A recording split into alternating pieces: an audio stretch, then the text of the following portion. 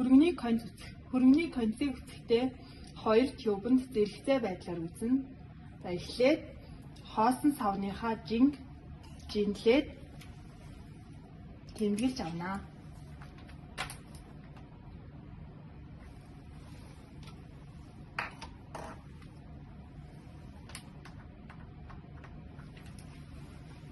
За ингэж тэмдэглэж авсныхаа дараа хоёр савндаа хөрөнгнөөсөө хийж өгнө.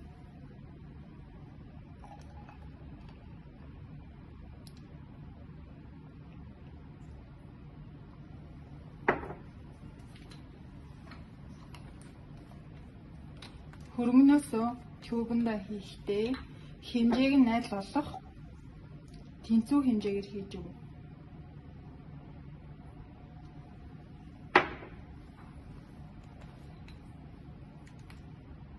За ингэснийхаа дараа дахин жинлэж хөрөнгөтэй савныхаа жинг тэмдэглэж авна.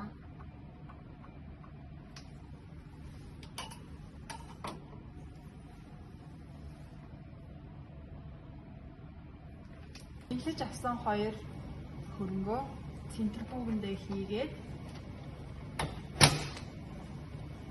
2800 RPM дээр 10 минут центрифугдж өгнө. Центрифугдсныхаа дараа шингээ эсгийг нь асгаж өгнө. Тунж үлдсэн хөрөнгөө жинлэж аваад хэмжээг нь тэмдэглэж авна.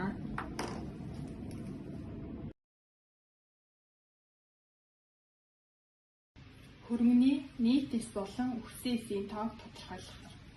За хамгийн эхлээд хоосон саваа жин дээрээ тавиад жингээ наглаж өгнө.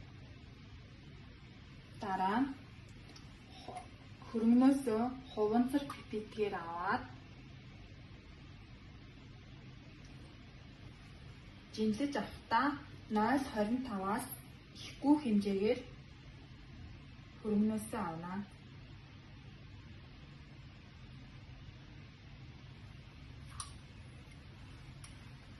За тэднийхээ дараа натрий эдтэй уусамлаар хөрөнгөө 100 дахин шингэлж өгнө.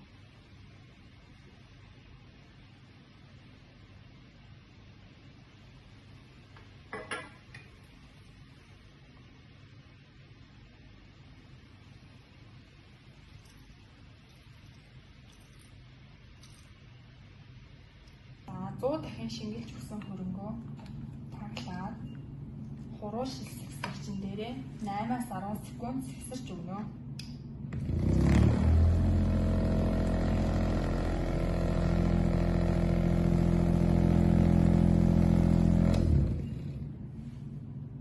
За ингээд бэлэн болсон уусмалаасаа автомат битгээр 500 микролитрийг аваад 2 мл-ийн тюбэнд хийж өгнө. За энэ уусмалаа нүклеэ кассет ашиглан соруулж аваад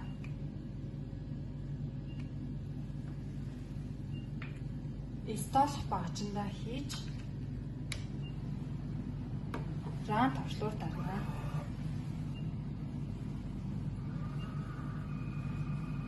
Гарсан үхсэн эсийнхаа тоог тэмдэглэж авахдаа 100 дахин шингэлсэн учраас 2 зэрэг нэмж өгч тэмдэглэж авна.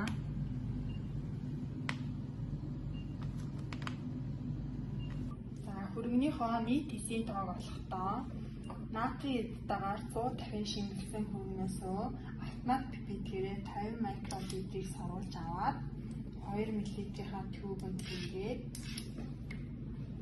дээрээс нь 450 микролитр Lysis паприк нэмж өгнө.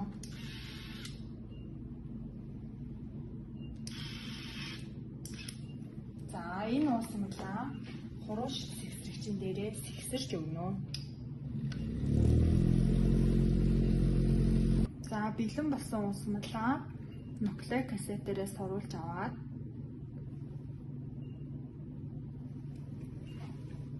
Столх багчин дээрээ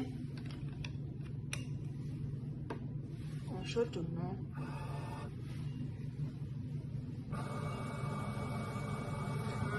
Гарсан үр дүнгээ тэмдэглэж авахдаа 1000 дахин шингэлсэн учраас зэрэг дээр нь 3 зэргийг нэмж өгч тэмдэглэж авна.